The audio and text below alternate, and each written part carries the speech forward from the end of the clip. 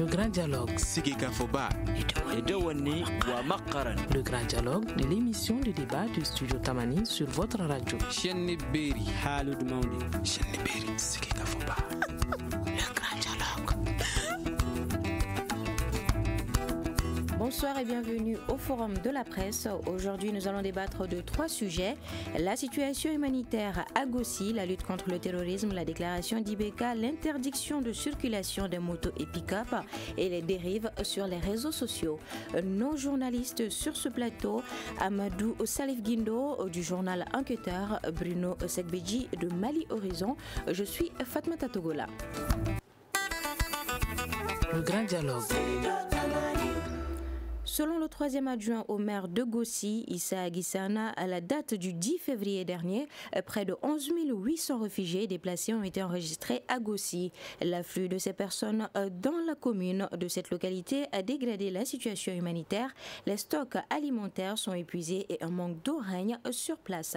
Alors, Monsieur Sekbeji, quelle analyse faites-vous de cette situation ? Cette situation, ce n'est qu'un paroxysme de la situation précaire qui règne dans la zone, dans le nord jusqu'au centre. On sait que avec l'invasion des djihadistes ou des terroristes, il y a eu même par endroits des interdictions aux gens d'aller au champ. Donc, on pouvait s'attendre à ce qu'il y ait une insécurité alimentaire, des récoltes qui seront mauvaises. Et donc, avec cette peur-là, on s'attend à ce que les gens aient des difficultés pour se nourrir par ces temps. Donc, les zones où, je crois, par endroit où il y aurait des possibilités de jardinage, certains vont affluer pour se partager les miettes qu'il y a. Donc, c'est assez alarmant, mais je crois que c'est le tableau assez noir qui est peint dans cette zone-là, dans le nord, dans le centre et à divers endroits du pays. On pourrait revenir là-dessus. D'accord. Et vous, M. Guindo ? C'est une situation qui est explosive et comme l'a dit Bruno, c'est la conséquence, sinon ce sont les conséquences de l'intervention, sinon les interventions des forces armées maliennes et burkinabé, sinon du G5 Sahel dans cette partie qui est frontalière entre le Mali et le Burkina Faso. Et nous savons que les camps de réfugiés maliens situés en territoire burkinabé se situent tout à la lisière de la frontière. Et il suffit qu'on commence à traquer ce qu'on appelle les djihadistes pour qu'on commence à faire ce que nous craignons ici, l'amalgame. Alors là, les populations et peut-être les paisibles populations qui sont réfugiées vont être considérées à tort ou à raison comme des complices, sinon des collabos. Et pour peut-être échapper à cela, ceux qui pensent qu'ils ne se reprochent rien rentrent directement chez eux alors qu'ils ne sont pas officiellement prêts à revenir à la maison. D'accord. Alors, M. Sekbeji, malgré la mobilisation des organisations humanitaires, la situation ne cesse de se dégrader. Qu'est-ce qui explique cela ? La demande est forte, la demande est très forte. Et n'oublions pas que la situation n'est pas aussi rose que ça dans les pays voisins. Non seulement nous commentons, nous analysons ce qui se passe au Mali, mais au Burkina, au Niger, c'est la même précarité. Donc, avec l'instinct de survie, les populations se dirigent vers les zones où ils peuvent trouver des retenues d'eau, quelques rares retenues d'eau, parce que je crois que dans la zone de Gossi, c'est souvent des populations d'éleveurs en grande majorité, donc histoire de converger avec leurs animaux vers les points d'eau. Donc il y a une densité de population qui va se créer autour des points où la possibilité des cultures, enfin les cultures n'ont pas un grand rendement. Donc, les organisations de défense, les organisations d'aide humanitaire, d'aide alimentaire vont se mobiliser, mais comme il y a une convergence de population vers la zone, les distributions, les stocks alimentaires peuvent s'épuiser facilement. Je crois que c'est à ce scénario-là qu'on assiste. Il faut plus de mobilisation, non seulement des ONG d'aide alimentaire, mais aussi des autorités du gouvernement pour appuyer les autorités décentralisées, les maires et autres là, parce que vous avez votre mot introductif l'a dit, c'est un cri d'alarme d'un adjoint au maire. Ça veut dire qu'il lance de véritables SOS pour que le gouvernement aussi, grâce au commissariat à la sécurité alimentaire, grâce au ministère de l'Agriculture, au ministère de l'Action humanitaire, pour que tout le monde puisse voler au secours de ces populations qui sont véritablement pris entre plusieurs feux. C'est comme ça que moi je veux dire. La nature qui leur est hostile et l'insécurité qui est là, et puis la précarité du monde économique aujourd'hui, le chômage et autres là, vraiment, il faudrait qu'on vole au secours de ces populations. C'est comme ça que je trouve la chose. D'accord. Monsieur Guindo, êtes-vous du même avis que Monsieur Sekbeji par rapport à ça? Je dirais ça, mais je pense qu'il faut aller plus loin. C'est quelque chose de supra-étatique, puisque ça concerne non seulement des réfugiés maliens de retour, mais aussi il y a des populations d'origine burkinabé qui sont quand même qui sont aujourd'hui en situation de réfugiés, eux qui ne l'étaient pas avant. Donc je pense que le G5 Sahel doit jouer aujourd'hui un rôle d'humanitaire. Si ce n'est pas prévu, je ne peux pas le dire. Et je pense aussi que la MINUSMA, qui a un volet humanitaire très important, doit s'impliquer pour que cette situation soit le plus tôt endiguée. Bon, endiguée, c'est peut-être assez fort, puisque la population déjà sur place se cherche.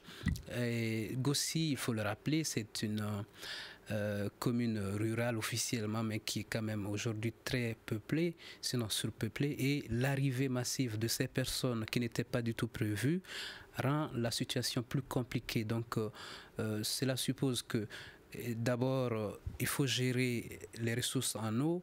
Il faut aussi se trouver, disons, une sorte d'entente pour que les animaux et leurs conducteurs n'aient pas de problème avec les populations autochtones ou sinon celles déjà établies sur place. Il faut donc trouver aussi de l'espace où faire paître les animaux. Donc tout ça, c'est des situations à gérer avec les autorités des deux pays frontaliers, mais aussi, on va dire, dans une moindre mesure, on peut impliquer aussi le Niger qui n'est pas très loin de là.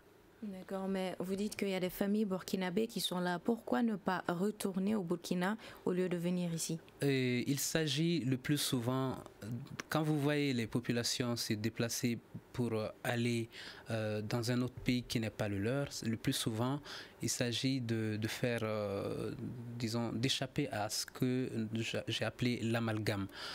Au Burkina, c'est parce qu'il y a très peu de populations d'origine touareg comme au Mali ou au Niger. Et quand il y a des situations comme ça, les populations ne connaissent pas, elles en tout cas, la frontière que nous avons qui est abstraite et qui est d'idéologie coloniale. Donc ces populations se déplacent pour aller d'un point à un autre sans se préoccuper de ce qu'ils sortent, disons, elles sortent d'un pays pour aller dans un autre pays. Donc là, je dirais que aller au Burkina dans une partie qui n'est pas habitée par les populations de même type que elles, c'est se retrouver chez des étrangers. Donc le mieux, c'est peut-être aller et avec les personnes avec qui on s'est, disons, auxquelles on est proche, desquelles on est proche, excusez-moi. D'accord. Alors, Monsieur Sekbeji, vous avez parlé un peu des solutions, mais selon vous concrètement, comment faire face à cette situation? Bon, faire face à cette situation, je crois que ça se situe globalement dans le cadre du processus de sécurisation, notamment ce que nous appelons globalement la mise en œuvre de l'accord. Et récemment, le Premier ministre Soumaïla Boubèye Maïga parlait d'un plan de sécurisation intégré de la zone, du centre jusque vers Gao, donc dans la zone de Gossi. Je crois que dans ce plan de sécurisation, il y a un volet déploiement des forces, renforcement de la présence des forces de l'ordre, comme il avait annoncé, mais aussi il y a le volet social, c'est-à-dire les apports en banque de céréales complémentaires, parce que la menace est là, la menace de famine est là, elle est réelle. Donc renforcer les banques de céréales, mais aussi les prises en charge des jeunes en termes d'unités rizicoles, des travaux de jardinage et autres là, pour que les jeunes puissent se prendre en charge. Sinon, c'est un foyer assez dense j'allais caricaturer en disant de fabrication de djihadistes, parce que des gens désœuvrés qui sont facilement manipulés, on a comme l'impression qu'on est en train de tourner en rond. En même temps qu'on veut résoudre le problème, il y a la nature qui semble aussi hostile. Donc résoudre le problème, c'est accélérer la mise en œuvre de l'accord, accélérer le plan de sécurisation intégré de la zone avec des aides de différents partenaires, multiplier ces partenariats et le gouvernement aussi qui doit être présent. Salif l'a dit, la MINUSMA, j'allais ajouter le HCR, l'Office de migration. Je terminerai par le fait que, vous savez, les frontières sont assez poreuses, assez poreuses, au point que, par rapport à la question tout de suite là, les populations de part et d'autre de la frontière, quelquefois, elles s'en fichent éperdument de l'histoire de nationalité. Les gens du Burkina qui ne sont pas très loin ne se sentent pas qu'ils sont en train de changer de frontière, qu'ils sont en train de venir au Mali et vice-versa. Parce que c'est plus ou moins de part et d'autre, c'est plus ou moins les mêmes noms, les mêmes réalités culturelles, etc. Donc là où il y a un minimum vital, en termes de points d'eau, en termes de jardin, où on peut subsister, on peut vivoter un tout petit peu, les gens affluent vers là. En attendant que la saison change, qu'il y ait une petite pluie ou bien que les animaux se soient déjà abreuvés suffisamment dans les étangs et que les eaux se soient asséchées dans cette zone, ils peuvent bouger. C'est cette réalité. Il faut que les organismes publics, l'État, ses partenaires puissent multiplier des actions vigoureuses pour venir au secours, pour aller au secours de ces populations. Et surtout rappeler que les populations les plus concernées sont des populations nomades, donc par définition des gens qui n'ont pas de lieu fixe. C'est ça. D'accord. Alors, nous allons parler à présent de l'interdiction de circulation des motos et pick-up dans certaines localités, Ségou, Mopti et Tombouctou, qui suscitent de plus en plus de réactions. C'est le cas dans le sac de Nyono. Selon certains élus locaux, cette mesure a de nombreuses conséquences sur le mode de vie de la population. Dr Mamadou Otienekone, conseiller municipal à la mairie de Nyono. Franchement, ça provoque un sérieux problème à Nyono. C'est-à-dire que la population n'a autre moyen de déplacement que les motos et la plupart de ces populations vivent très loin de ces lieux de travail et réellement il faudra comprendre que cette population vit des rizicultures. Donc qui dit riziculture dit réellement des moyens de déplacement. Donc franchement, si l'État ne revoit pas cette mesure, on ne peut pas continuer comme ça. Cette décision, elle est impopulaire et la population de Nyono ne peut pas continuer à vivre vraiment de cette façon. Alors, Monsieur Guindo, vous venez d'entendre tout de suite les propos du conseiller municipal à la mairie de Nyono. Quelle est votre observation face à ce dilemme? Je vais d'abord réagir à la situation précise du cas précis de Nyono que je connais un tout petit peu. Nyono, je me souviens par exemple d'y avoir été il y a bientôt 6 mois.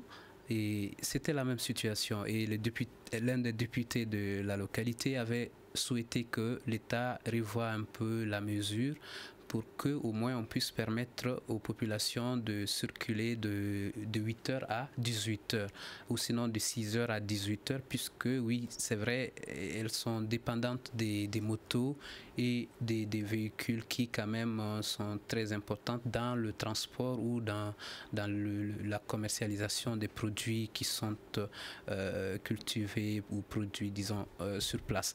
De façon globale, je suis de Mopti, moi, je suis plutôt aujourd'hui très satisfait des résultats que cette mesure a produit. Il faut être de la région de Mopti précisément pour comprendre que l'interdiction aujourd'hui a permis aux populations, c'est vrai que ça empêche quelque part la mobilité, mais quand même les djihadistes ou sinon les personnes qui sont considérées comme telles n'arrivent pas à opérer comme elles pouvaient le faire avant, quoi. Donc il faut comprendre ça aussi. À des situations exceptionnelles, il faut des mesures exceptionnelles. On ne peut pas, franchement, réussir des réformes, faire disons, réussir des résultats importants sans faire de sacrifices et de sacrifier. Et c'est ce qu'il faut comprendre dans ça.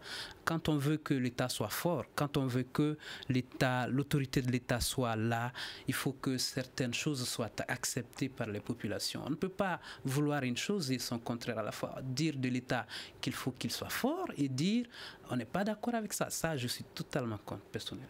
D'accord. Alors, M. Sekbeji, partagez-vous le même avis que M. Guino Pas tout à fait. D'abord, la sécurité, c'est une prérogative régalienne de l'État. C'est l'État qui doit assurer la sécurité. Il se fait que nous sommes dans un cas de figure où on présume que la plupart des djihadistes, des terroristes utilisent les motos, les pick-up. Et donc, ça a conduit l'État à prendre cette mesure. Elle est impopulaire. On n'a pas besoin de le dire. Elle est impopulaire. D'abord, l'insécurité a fait que la zone, depuis Nyono vers Mopti, heureusement qu'il est de Mopti, cette zone-là est exsangue économiquement. Les touristes, je ne vous l'apprends pas, c'est vraiment la matière où les jeunes arrivaient à avoir de subsides, de revenus. Le tourisme est mort dans ces zones-là. Oui. Il suffit de voir la chancellerie française a peint ces zones en rouge sur les cartes. Donc, d'abord, il y a un secteur d'activité qui est mort comme ça. Le minimum maintenant en termes de déplacement, c'est des zones assez vastes. Le Mali est assez vaste. Donc, d'un point à un autre, c'est assez vaste. Le seul moyen de déplacement que les gens arrivent à avoir, c'est la moto, au bas-mot. On ne peut pas rallier ces coins assez distants à vélo, à moto. Donc, que l'État arrive à prendre cette mesure, on peut comprendre, on peut admettre que c'est malgré lui, mais alors il faudrait prendre des mesures compensatoires, quelles qu'elles soient, quelles qu'elles puissent être. Sinon, c'est tuer les zones économiques. Le maire l'a dit, d'autres voix se sont élevées pour dire que comment on peut aller au champ, comment on peut aller dans ces zones-là sans moyen de déplacement. Quel moyen de déplacement, de substitution l'État a prévu? C'est là la question. Moi, je ne dis pas que ce ne sont pas des mesures qui sont bonnes pour freiner l'attaque des djihadistes, mais reconnaissons qu'il y a des morts par mine. Et ces mines-là ont été placées pendant des mois déjà. Ce n'est pas par les moyens, pas par les motos ni par les pick-up. Donc, c'est un mal peut-être nécessaire, mais il faudrait trouver des mesures compensatoires pour atténuer l'incidence négative que cela génère sur les populations. Sinon, ça tue les gens qui sont obligés d'être sur place, qui ne peuvent pas se déplacer parce que c'est véritablement par ces moyens-là qu'ils se déplacent. Oui. Excusez-moi, sinon, en fait, c'est vrai que ce sont des mesures, vous l'avez dit, impopulaires. Et quand on veut être un État fort, il faut forcément les mesures impopulaires. Sinon, pas nécessairement. Aujourd'hui, le Mali, il ne faut pas des mesures populistes quand même pour sortir le pays de l'impasse. Ça, je le dis franchement. Si on doit plaire à tout le monde, c'est pas possible. Mais quand même, je suis d'accord avec vous. Par exemple, dans le cas du cercle de Koro, le préfet a sorti une décision, on va dire bis, pour dire voilà, vous pouvez circuler de 6h à 18h, mais au-delà, si on vous trouve à moto ou en pick-up, on vous considère comme des terroristes ou des collabos. Ça, c'est quelque chose que l'on peut de façon décentralisée gérer à l'intérieur de chaque commune ou à l'intérieur de chaque préfecture. Mais il y a des foyers plus violents quand même. Le cas, par exemple, de Nyono, qui est le plus souvent attaqué. On sait que Djabali, même il y a quelques jours, on a dit que des hommes en armes sont allés faire des choses qu'on a assimilées à ce qu'on peut dire de la bavure militaire. Vous voyez, donc c'est important de prendre de telles mesures, je pense. Je ne vais pas polémiquer, mais pour moi, les mesures impopulaires en termes des mesures qui touchent aux libertés fondamentales, aux capacités de productivité. Les populations doivent bouger pour leurs besoins. Donc si on prend des mesures pour leur sécurité, c'est vrai, et qu'on ne trouve pas d'autres dispositions qui atténuent l'effet de ces mesures, j'avoue que c'est difficile pour ces gens-là qui étaient déjà confrontés à d'énormes difficultés en termes d'économie. Moi, j'ai quelques amis à Nyono.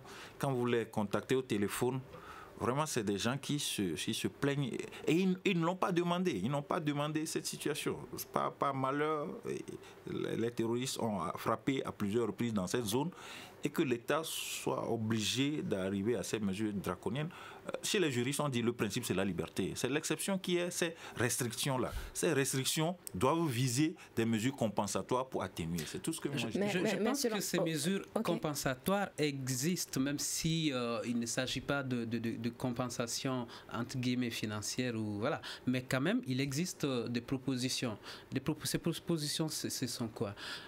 Par exemple, dans le cas précis de Mopti que je maîtrise le mieux, on a proposé que chaque personne qui souhaite se déplacer doit aller s'informer, par exemple, la préfecture pour dire si vous voulez bouger à moto, vous prenez un document administratif qui vous autorise à bouger.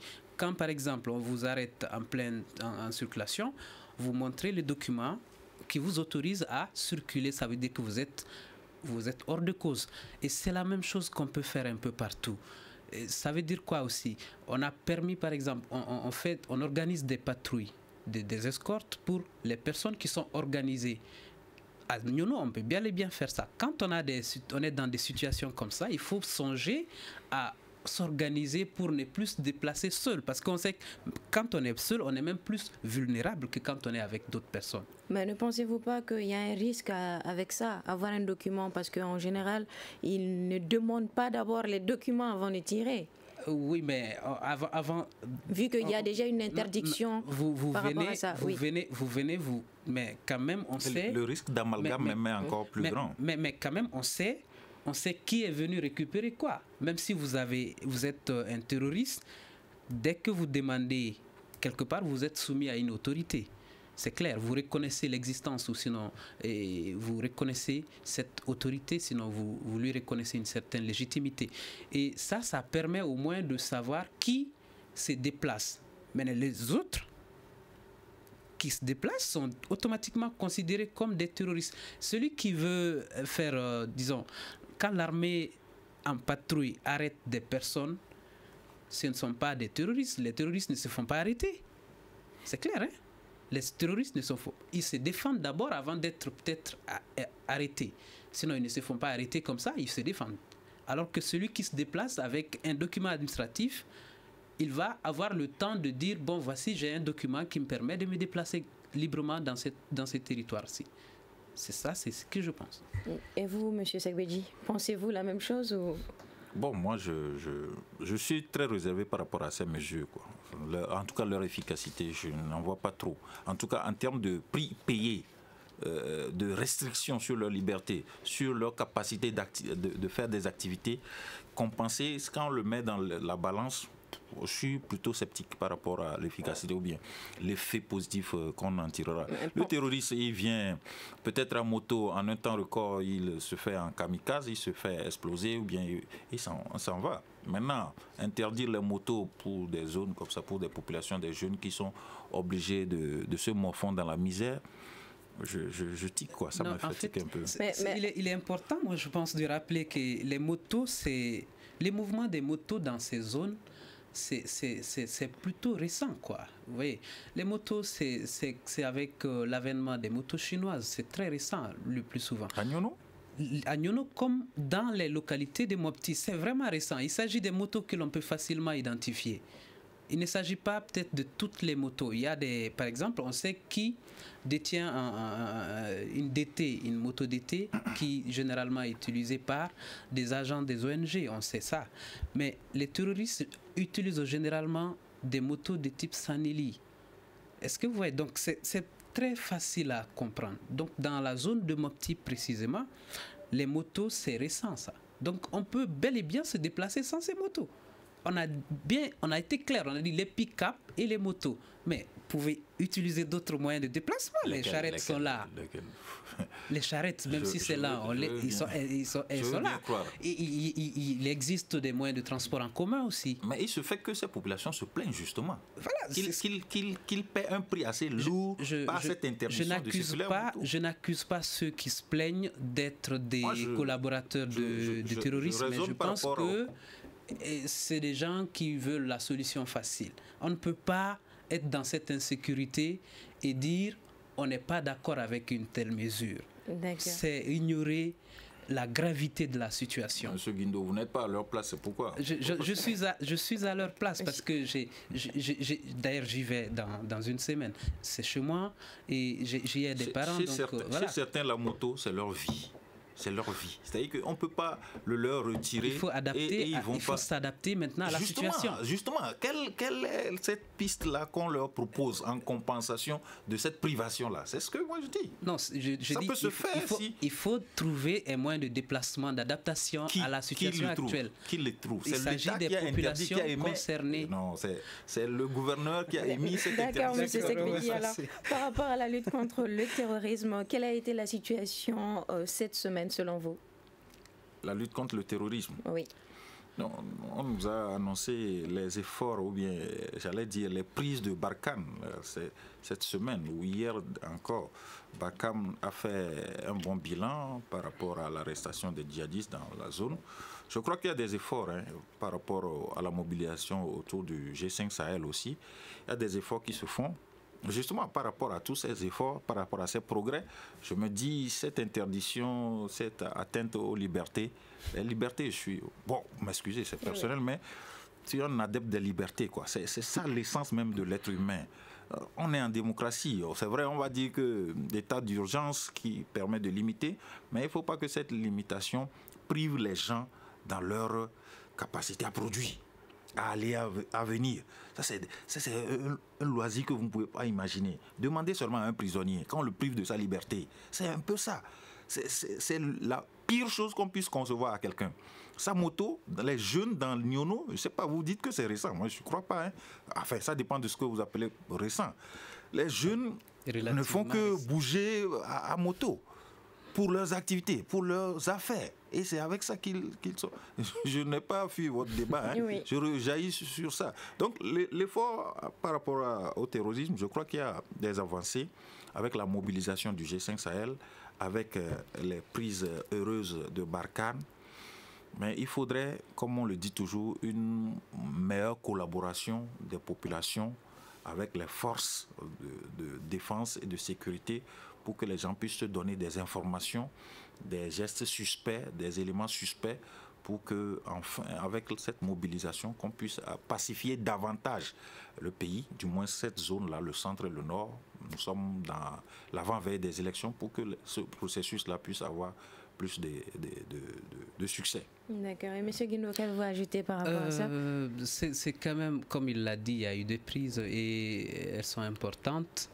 Moi, j'ai un problème. Je n'ai rien contre Barkhane ni contre la MINUSMA, mais je souhaiterais quand même que dans leurs actions, il serait mieux d'associer les armées locales, quoi. Je voudrais parler du Mali, du Niger et du Burkina. Parce que quand on fait la guerre à la place d'une armée nationale, il va être difficile pour cette armée nationale de se revendiquer légitime sur le territoire où elle n'est pas intervenue physiquement. Et je ne vois pas comment l'armée malienne un jour va se glorifier de dire nous avons aidé à libérer Kidal, puisqu'elle n'est pas du tout là-bas, puisqu'elle n'accompagne même pas Barkhane dans ses déplacements, puisque elle n'est pas aux côtés, par exemple, de l'armée burkinabé, par exemple, dans la zone où Ansaroul intervient, dans la zone de Gossi, par exemple. Il serait bien que ce soit des actions coordonnées avec les pays concernés pour que les États aient de la légitimité auprès des populations, quoi. Voilà. D'accord. Vous, M. Segbedji, êtes-vous d'accord avec M. Guindo? Ce débat-là, c'est tout un autre débat. Avec le dispositif du G5 Sahel, c'est les pays qu'il a cités, le Mali, là, ses forces.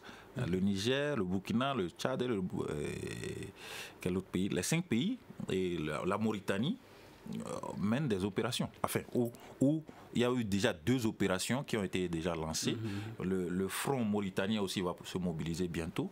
Donc je crois qu'il y a une participation de nos forces. d'une force locale. Oui, il parle de collaboration avec les arrestations de Barkhane, mais l'inclusion de ces forces-là. Ou par exemple celle d'hier dans la partie, disons, vers Menaka, où on dit que c'était le MSA et les Gatia qui étaient là-bas avec Barkhane. Moi, j'aurais aimé voir au moins des éléments de l'armée malienne là-bas, quoi. Ne serait-ce que, voilà. Bon, je ne m'y connais pas en matière militaire, mais je crois que Barkhane a spécifiquement un mandat de lutte contre le terrorisme. C'est clair. Donc, ce qui peut-être n'est pas aisé dans le dispositif militaire de nos pays. Parce qu'on a vu, chaque fois qu'il y a eu, dans un passé récent, il y a eu des attaques de terroristes, on a vu comment ça s'est soldé. Nos pays, nos armées ont eu d'énormes difficultés. Ne nous voilons pas la face. Donc si Barkhane, avec son dispositif aérien, parce que notre armée, l'armée malienne vient d'avoir 5 aéronefs et on dit que ce n'est pas encore la grande force de frappe avec ces 5 aéronefs en termes d'équipement, en termes d'entretien. Peut-être que nos éléments, l'armée de l'air n'a pas encore atteint ce niveau pour pouvoir collaborer dans la coordination des actions avec Barkhane. Mais Barkhane, c'est des éléments entraînés suffisamment qui ont cette expertise, qui ont démontré, qui ont fait leurs preuves ailleurs. C'est peut-être pour ça, selon ma compréhension, c'est peut-être pour ça qu'ils agissent ou bien elles agissent en solo en attendant que l'armée malienne ou bien les autres armées aient monté encore en puissance pour faire des actions communes. D'accord. Alors, M. Guindo, le PM a déclaré à Mopti « Nous sommes prêts à négocier avec tout le monde ». Et quelques jours après, le président Ibeka annonce qu'on ne négociera pas avec les terroristes. Qu'en pensez-vous? Je suis totalement inquiet. Moi, je suis très inquiet, quoi. Franchement, je pensais que l'arrivée du PM était symbole de compréhension entre les deux hommes. Et déjà, il y a cette discorde, on va dire comme ça. On dirait qu'ils ne se concertent pas avant de parler. Et c'est très grave, ça. Je ne peux pas comprendre que le président de la République puisse dire le contraire de ce que le Premier ministre a dit. Même si je ne pense pas au fond de moi qu'il s'agisse de dire le contraire de ce que le PM a dit. Le PM a dit on va négocier avec tout le monde. Il s'agit de tous ceux qui sont prêts à le faire. Et quand le président dit nous ne négocierons pas avec le terroriste, peut-être qu'il exclut du lot Iyad Agali et Amadou Koufa et ses hommes.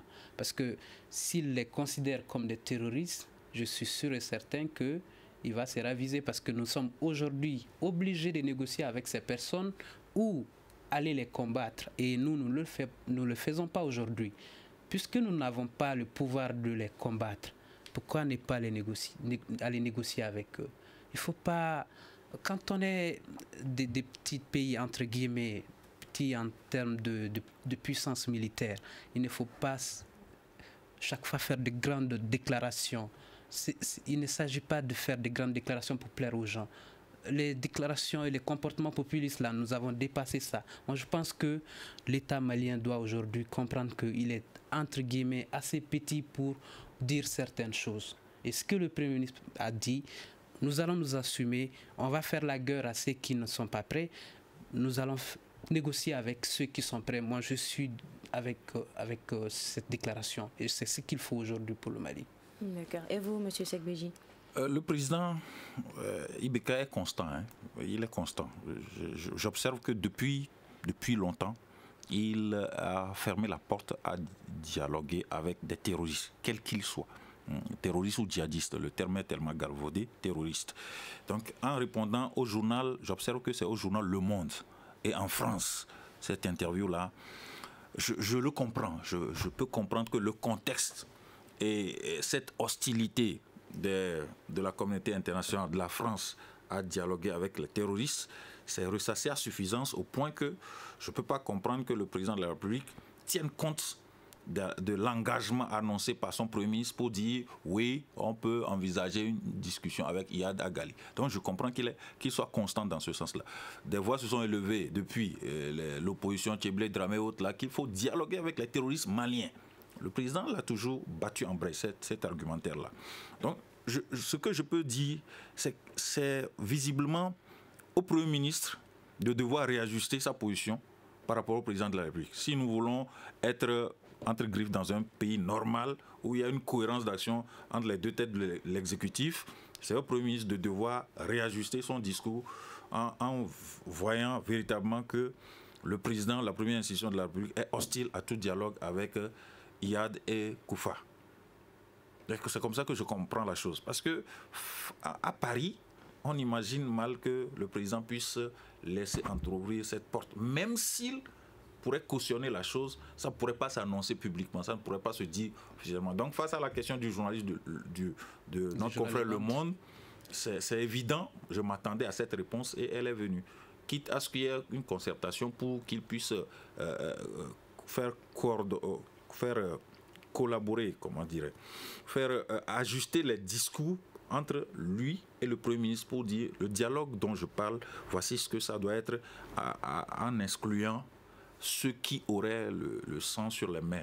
Je crois que visiblement pour Ibeka, Iyad, Agali et Koufa ont tellement tué qu'eux, on ne doit pas leur parler. Parce qu'il a expliqué jusqu'à dire que nous avons mis fin à la mission entamée par Mahmoud Dicko sous l'égide de l'ancien Premier ministre Ablaye Idrissa Maïga. Monsieur Guindo, êtes-vous d'accord avec cela? Moi, c'est toujours ce que je dis. C'est de l'incohérence en fait. On n'est pas logique avec nous-mêmes. Si nous sommes conséquents avec nous-mêmes, c'est-à-dire, on ne peut pas se vouloir État et dire quand on est sur le territoire français, on va agir comme les Français. Non, c'est le peuple malien qui l'a élu. Et nous le disons chaque fois, c'est 77% des électeurs maliens qui l'ont élu. Donc il s'agit de parler au nom de ces 77% de Maliens. Et la conférence d'entente nationale l'a suggéré. Comme il l'a dit, il y a cette constance. Mais je pense effectivement que le président agit par rapport à ce que pense la communauté internationale. Même si peut-être en sous-marin, on va discuter avec ces personnes qu'il dit être des gens ayant disons, les mains souillées. Mais quel terroriste n'a pas les mains souillées? Quel terroriste n'a jamais tué? Même si tu as préparé pour un terroriste, tu as tué déjà, pour moi. Donc on ne peut pas négocier aujourd'hui avec ces personnes qui sont indispensables pour faire la paix, qu'on le veuille ou pas. Sinon, il faut les éliminer et trouver des personnes à même de pouvoir résoudre la situation avec les terroristes. D'accord, M. Guindo. Nous allons ouvrir un autre chapitre sur les réseaux sociaux. Des vidéos malsaines continuent d'être diffusées sur les réseaux sociaux au Mali. Une vidéo à caractère pornographique sur une autorité du gouvernement circule sur la toile depuis le week-end dernier. La pratique se répand et relance le débat sur la réglementation des réseaux sociaux. Alors, M. Sekbidji, qu'en dites-vous? Il est nécessaire de réglementer les réseaux sociaux. Le concept de la cybercriminalité est là depuis un moment et plusieurs États africains, puisque c'est eux qui sont en retard dans ce domaine-là, plusieurs États africains font des efforts pour légiférer, pour qu'il y ait des mesures préventives, pour que Facebook, WhatsApp et autres là ne soient pas à la disposition de tout le monde, de n'importe qui, pour y publier toutes choses. Je crois que nos États ont pris encore du retard. Donc il faut réglementer. Il faut prendre des mesures, des garde-fous, sanctionner pour dissuader ces velléités-là. Parce que un jeune avec son smartphone de 15 ans aujourd'hui peut... Surtout, ils sont plus habiles que nous autres. Hein. Les jeunes d'aujourd'hui sont des jeunes des antiques. C'est comme ça que je les appelle. Ils arrivent à monter des choses, à monter des images et tout le monde est exposé à cette réalité-là. C'est déplorable ce qu'on a vu, cette vidéo. C'est choquant même. Maintenant, il faut il y a un ministère chargé de ça, des nouvelles technologies. Il y a un ministère chargé de la communication.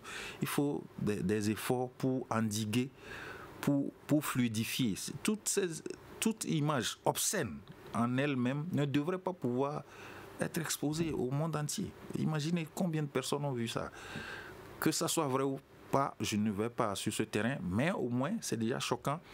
Est-ce que la technologie au jour d'aujourd'hui, en collaboration avec les opérateurs de téléphonie haute là, ne permettent pas de mettre en place, je crois que ça doit exister, un dispositif, un logiciel pour bloquer toutes ces velléités là, ces images choquantes là. Ce serait bien avant que l'aspect répression, la police, je crois que vous avez d'autres questions par rapport à la chose. Oui. La police n'aille vers la répression, arrêter des journalistes, etc., des éléments soupçonnés pour... Donc il vaut mieux prévenir d'abord avant ça. D'accord. Et vous, M. Guénaud? Oui, je vais commencer par ça. La prévention. La prévention, pour moi, c'est quoi? C'est plus l'éducation. Il s'agit d'éduquer tout le monde. Donc là, on va même inclure les membres du gouvernement. La plupart, comme il l'a dit, ce sont les jeunes qui maîtrisent le mieux les réseaux sociaux. Et là, qu'est-ce qu'il faut? Les personnes âgées qui sont sur la toile le plus souvent sont nouvelles sur les réseaux sociaux et ne maîtrisent pas tout de ce qui s'y passe. Mais quelles que soient les personnes concernées, toutes les victimes ont quelque part, un jour, se sont permis de faire quelque chose qui, aujourd'hui, leur cause du tort. C'est clair, hein? Il ne faut pas se mentir. Je ne sais pas, est-ce que c'est du montage ou c'est pas du montage? Je dirais oui. Personnellement, je n'ai jamais regardé les images dont il est question. Je pense qu'à 90%, ce sont des montages. Mais le montage, il est fait sur du vrai. Ce n'est pas un diable, quoi. Ce n'est pas un monstre avec les images des monstres qu'on a monté ça. C'est à partir de l'existant. Et l'existant, c'est quoi? C'est quand vous acceptez n'importe quel ami. C'est quand vous cliquez sur n'importe quel lien, c'est quand vous pensez qu'il faut aller regarder n'importe quelle chose qui vous semble être importante. Et c'est ça le problème. Les gens disent on a piraté mon compte. C'est pas vrai, il n'y a pas de piratage de compte. Le plus souvent, c'est de la duplication de compte. Et quand il y a piratage, on prend entièrement le contrôle de votre compte. Vous ne pourrez pas y accéder à nouveau, à moins de changer complètement de compte. Mais est-ce que vous pensez qu'on peut réellement réglementer ce secteur-là ici au Mali? La réglementation, ça va être... C'est de l'utopie. On ne peut pas réglementer. Même aux États-Unis, ils n'ont pas réussi à le faire. Ça se fait un peu partout. Mais quand même, il existe des logiciels ou des applications qui bloquent des images qui sont érotiques. Ça, c'est possible. Mais moi, je pense que c'est d'abord nous-mêmes, notre comportement. En fait, ce sont nos comportements de tous les jours qui ont été qui sont sortis du fond du puits en quelque sorte, quoi. Donc avec les réseaux sociaux, il ne faut pas toujours accuser les réseaux sociaux. Donc il faut que nous-mêmes nous comprenions que quand nous sommes dans nos bureaux, c'est pour aller faire du travail, aller causer avec toutes ces jolies femmes sur Internet. Ce ne sont pas des femmes en fait. C'est n'importe qui. Moi, j'ai par exemple une fois reçu de quelqu'un qui me dit je suis une femme, une héritière, j'ai des millions, tant, je suis en Angleterre canadienne, je voudrais qu'on se retrouve au Bénin. Je dis c'est très simple. Tu quittes l'Angleterre, avant d'arriver au Bénin, il y a le Mali en bas. Il faut atterrir au Mali, on va ensemble au Bénin. La personne ne m'a jamais répondu. C'est quoi en réalité? Les réponses, quand vous leur écrivez, les réponses sont automatiques. Elles ne sont pas cohérentes. Comprenez déjà que vous causez avec des personnes qui ne sont pas vraies. Ce sont des gens mal intentionnés. Donc, il ne faut pas causer avec n'importe qui sur Internet. Ne pas diffuser d'images de vous sur Internet. Moi, personnellement, sur Facebook, je n'ai pas de photo de moi. Quand je publie, tout de suite, je l'efface dans les 10 minutes qui suivent où je bloque pour que personne ne puisse la prendre après. Ensuite, par exemple, mon ordinateur, je masque ma caméra parce que je n'ai confiance en personne. En cette matière, je suis paranoïaque. Et il faut être paranoïaque aujourd'hui pour se sortir d'affaires, carrément. D'accord. Alors, Monsieur Segbedji, selon vous, quelle peut être la solution à cette situation? La solution, je l'ai dit et répété, c'est l'État qui est... Parce que c'est une donne de la sécurité. Le droit à l'image, c'est assez sensible. Il y a des services de renseignement, donc c'est l'État. Monsieur Guindo, je ne crois pas qu'on puisse accuser l'éducation. L'éducation nous a échappé pendant déjà des années. Il y a n'importe qui viennent sur les réseaux sociaux. Il y a des jeunes...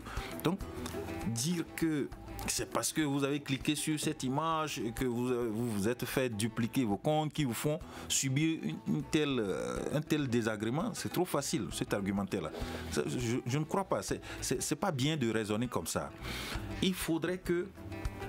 moi, je ne m'y connais pas, mais la dernière fois, j'ai cru entendre une application particulière que l'État sert, je ne sais pas si c'est le système de serveur, qui freine toute image de cette nature pornographique, quel qu'il soit. On a beau pirater votre compte, on a beau prendre votre photo, on peut l'avoir n'importe où là. Votre photo, on peut l'avoir n'importe où. Étant un homme de médias, vous avez fait une publication, vous avez fait un éditorial, on peut avoir votre photo.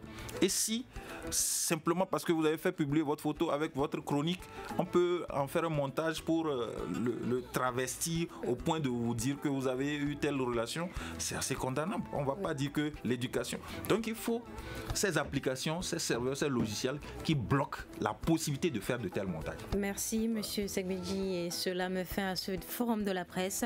Un grand merci aux journalistes présents sur ce plateau, Amadou Salif Guindo du journal Enquêteur, Bruno Segbedji de Mali Horizon. C'était une présentation de Fatmata Togola, la mise en nom de Mamadi Keita. La régie vidéo est assurée par Noundjire et c'est une réalisation de Moumen Sendebou et une coordination de Mohamedou Touré. Le grand dialogue. Le grand dialogue de l'émission de débat du studio Tamani sur votre radio.